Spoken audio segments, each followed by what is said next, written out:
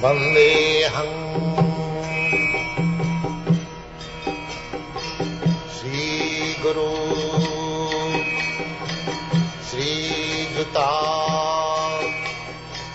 Padakamalam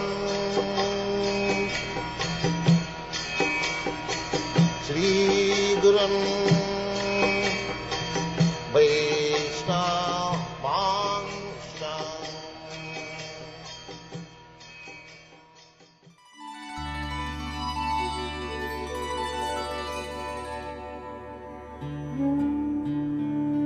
Cinquième chapitre. Propos échangés entre Maitreya et Vidura. Shukadev Goswami dit: Vidura, le plus noble des membres de la dynastie Kuru, parfaitement accompli dans le service de dévotion offert au Seigneur, a atteint la source du Gange céleste à Hardwar, là où Maitreya, l'illustre sage au savoir infini, se trouve assis. Vidura, cet être d'une bonté infinie, comblé par la transcendance, s'enquiert auprès de lui. Vidura dit: Ô noble sage, tous les êtres en ce monde se livrent à l'action intéressée, en vue de connaître le bonheur. Mais ils ne trouvent par cette voie ni la satisfaction, ni le soulagement de leur souffrance. Au contraire, ils ne font qu'aggraver leur situation par de telles activités. Veuille donc, nous t'en prions, nous indiquer la voie du véritable bonheur. Ô Maître, de grandes âmes animées de sentiments altruistes parcourent la terre au nom du Seigneur suprême et montrent leur compassion aux âmes déchues qui refusent de s'en remettre à Dieu. Par suite, ô illustre sage, veuille m'instruire sur la science du service de dévotion, qui donne de s'attirer les faveurs du Seigneur, assis dans le cœur de chaque être.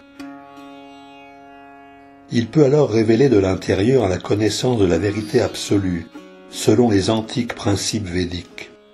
Cette connaissance n'est accessible qu'aux êtres qui se sont purifiés en suivant cette voie. Ô noble sage, veuille expliquer comment le Seigneur souverain, maître des trois mondes et de toutes les énergies, non dépendant et dénué de tout désir, apparaît en divers avatars et crée la manifestation cosmique avec les lois parfaitement coordonnées pour en assurer le maintien. Il s'allonge sur son propre cœur, déployé sous la forme de l'espace, et y place l'entière création, après quoi il se multiplie en d'innombrables êtres, manifestés sous différentes formes vivantes. Maître de tous les pouvoirs surnaturels et possesseur de tout ce qui est, il n'a à fournir aucun effort pour assurer sa subsistance. Ainsi se distingue-t-il de tous les êtres. Veuille également décrire les traits de bon augure qui caractérisent les différents avatars du Seigneur, apparus en ce monde pour le bien-être des deux fois-nés, des vaches et des devas. Bien que nous écoutions sans répit le récit de ces activités absolues, jamais nos cœurs ne s'en trouvent pleinement rassasiés.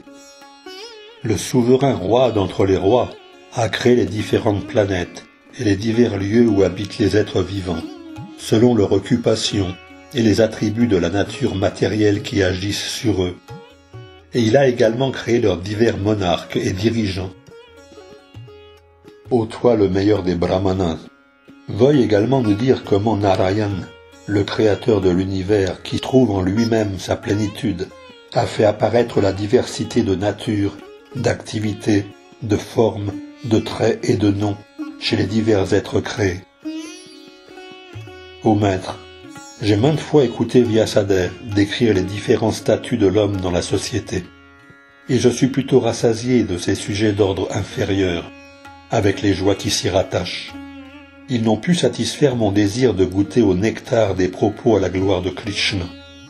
Qui parmi les hommes peut trouver satisfaction sans entendre à suffisance les propos à la gloire du Seigneur, lui dont les pieds pareils au lotus réunissent tous les lieux de pèlerinage, et qui reçoit l'adoration des nobles sages et bhaktas.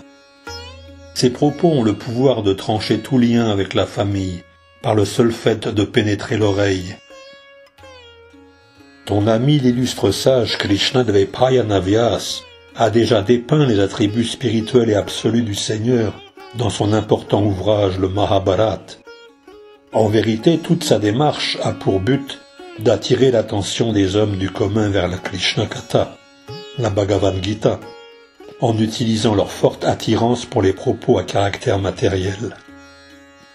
Celui qui désire ardemment s'absorber dans l'écoute constante de la Krishna Katha voit peu à peu croître son indifférence pour toute autre chose. Ce souvenir constant des pieds pareils au lotus de Shri Krishna anéantit sans délai toutes les souffrances du bhakta, qui a ainsi trouvé la félicité spirituelle. Aux sages, ceux qui, du fait de leurs actes coupables, s'opposent aux propos liés à la transcendance, et qui par conséquent ignorent l'objet du Mahabharata, suscitent la pitié de ceux-là même qui sont pitoyables. Et j'éprouve également de la pitié pour eux, car je vois le temps éternel user leurs jours, pendant qu'ils s'adonnent à la spéculation philosophique, théorisent sur tel ou tel autre but ultime à atteindre, et se livrent à divers rituels. Ô Maitreya, toi l'ami des malheureux, les gloires du Seigneur suprême peuvent seules servir le bien de tous les hommes. Aussi, à la manière des abeilles qui recueillent le miel des fleurs, veuille rapporter l'essence de tous les sujets, les propos à la gloire du Seigneur. Veuille chanter tous les exploits surhumains et transcendants du Seigneur, le Maître suprême, qui est apparu en tant que divers avatars, possédant toutes les puissances nécessaires pour la manifestation et le maintien parfait de la création cosmique. Shukadeva Goswami dit, après avoir grandement honoré Vidura, le sage Maitreya Muni entreprit à sa requête de parler pour le plus grand bien de tous. Shri Maitreya dit, ô Vidura, gloire à toi, tu m'as interrogé sur le bien suprême et tu as ainsi répandu ta miséricorde sur le monde et sur moi, car ton cœur est à jamais absorbé dans les pensées liées à la transcendance. Ô Vidura, je ne m'étonne nullement de ce que toutes tes pensées soient pour le Seigneur, sans déviation aucune, car tu es né de la semence de Vyasadeva. Je sais que tu es le roi Yamaraj, le puissant Seigneur qui règne sur la destinée des êtres après leur mort, et que si tu portes maintenant le nom de Vidura, c'est par l'effet d'une malédiction proférée contre toi par Mandavya Muni. Ainsi as-tu été engendré par le fils de Satyavati, Vyasadeva, dans le sein d'une femme entretenue par son frère. Ta grâce compte parmi les compagnons éternels de la personne suprême. Alors qu'il s'apprêtait à retourner en son royaume, le Seigneur m'a laissé pour toi certaines instructions. Je vais donc te décrire dans l'ordre chronologique les divertissements à travers lesquels le Seigneur suprême déploie sa puissance divine pour la création, le maintien et la destruction de l'univers cosmique. Le Seigneur suprême, le maître de tous les êtres, existait avant la création, en tant que principe unique. De par sa seule volonté, il manifeste la création, pour à nouveau tout résorber en lui. Et cet être suprême est caractérisé par différents noms. Le Seigneur, le maître incontesté de tout ce qui est, était alors l'unique témoin, le seul qui eut la faculté de voir. La manifestation cosmique n'existait pas encore, et il se sentait imparfait en l'absence de ces émanations plénières et distinctes.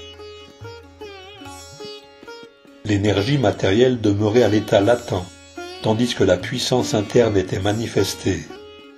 Le Seigneur est celui qui peut voir, et l'énergie externe qui fait l'objet de son regard agit à la fois comme la cause et l'effet de la manifestation cosmique. Ô Vidura, toi qui es si fortuné, on désigne cette énergie externe du nom de Maya, l'illusion, et c'est à travers elle seule que s'effectue l'entière création matérielle. Dans sa manifestation purement spirituelle de Purusha Avatar, une émanation plénière de sa personne, l'être suprême féconde la nature matérielle, caractérisée par les trois gunas, et ainsi sous l'influence du temps éternel apparaissent les êtres vivants. Ensuite, sous l'action du temps éternel, la totalité ultime de la matière qu'on nomme Mahatattva devint manifestée. Alors, le Seigneur suprême, personnification de la vertu pure et absolue, y introduisit les semences de la manifestation universelle issu de son propre corps. Puis, le Mahatattva, à partir duquel tous les êtres vont être manifestés, se différencie en de nombreuses formes variées.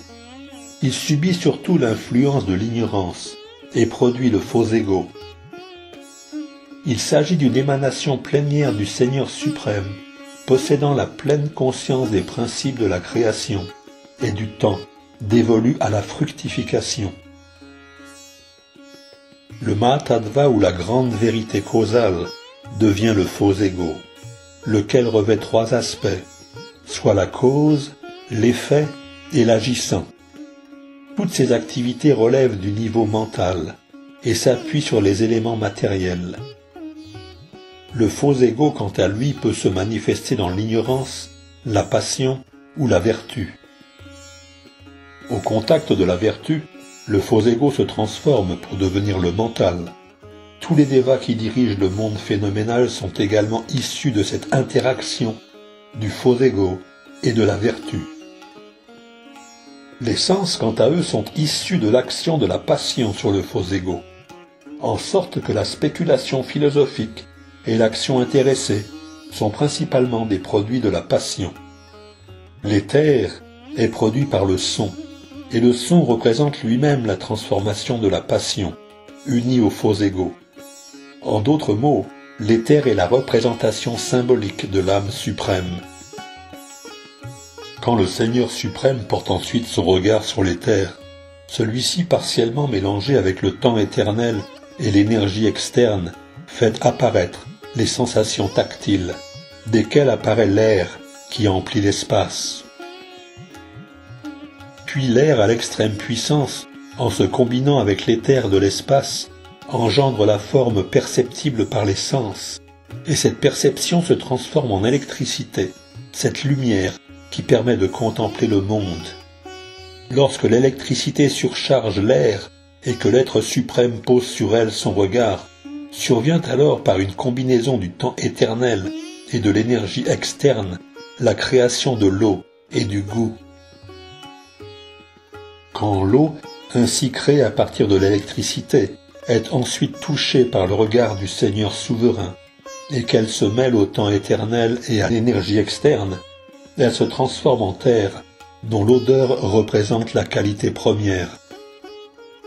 Ô noble Vidura, sache que tous les attributs inférieurs et supérieurs des éléments physiques, depuis l'éther jusqu'à la terre, n'existent que par la touche finale apportée par le regard du Seigneur suprême. Les dévas maîtres de tous les éléments physiques décrits précédemment sont des émanations de Shri Vishnu, dotés par lui de pouvoirs spécifiques. Ils s'incarnent dans l'énergie externe sous l'action du temps éternel et représentent autant de parties infimes de sa personne.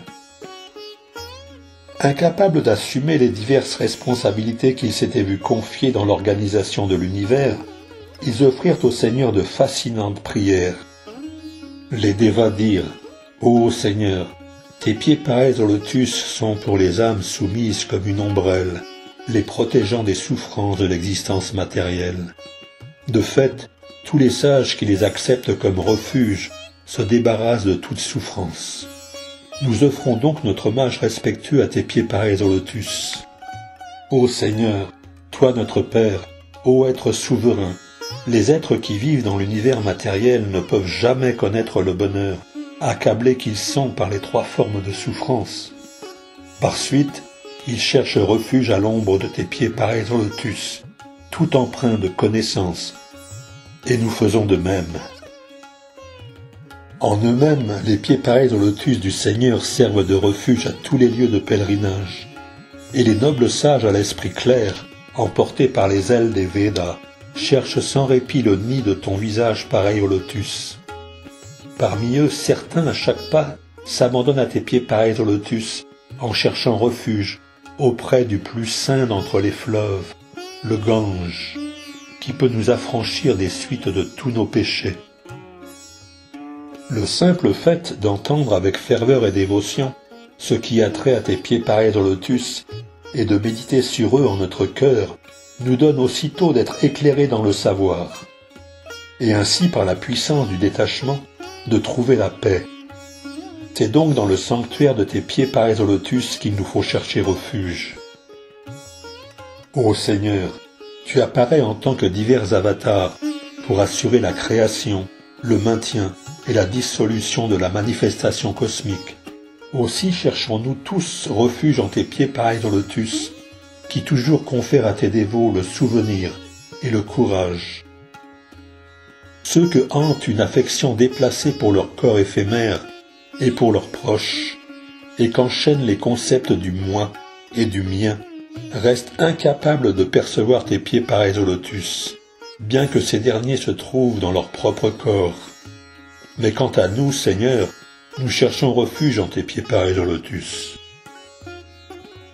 Ô puissant Seigneur, ceux qui sont coupables d'offenses et dont la vision interne a trop souffert de leurs activités externes matérielles, ne peuvent percevoir tes pieds pareils au lotus, mais tes purs dévots le peuvent, eux dont le seul unique but est de savourer la félicité spirituelle inhérente à tes actes divins. Ô Seigneur, ceux qui, grâce à leur sérieux, parviennent au niveau du service de dévotion réalisé, acquièrent dans leur plénitude le savoir et le renoncement, et en buvant simplement le nectar de tes gloires, ils rejoignent Vaikunta Loka dans le monde spirituel. D'autres, à qui la réalisation de leur identité spirituelle a conféré la paix intérieure, et qui ont vaincu les influences de la nature matérielle grâce à leur puissance et à leur savoir spirituel, pénètrent également en toi. Mais il leur en coûte beaucoup d'épreuves pénibles et douloureuses, alors que le Bhakta, lui, pratique simplement le service de dévotion et ne connaît pas de telles épreuves.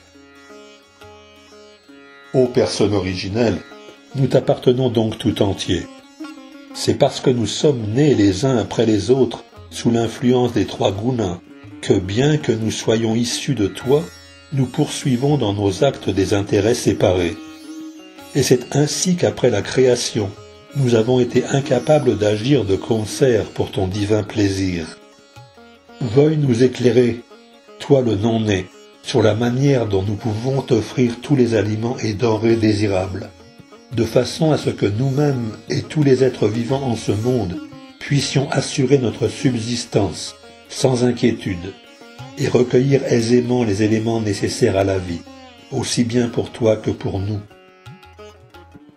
Tu es la personne originelle, la source de tous les dévas et des êtres de divers ordres, le plus ancien, l'immuable. Tu n'as toi-même au Seigneur nulle origine, et nul ne t'est supérieur.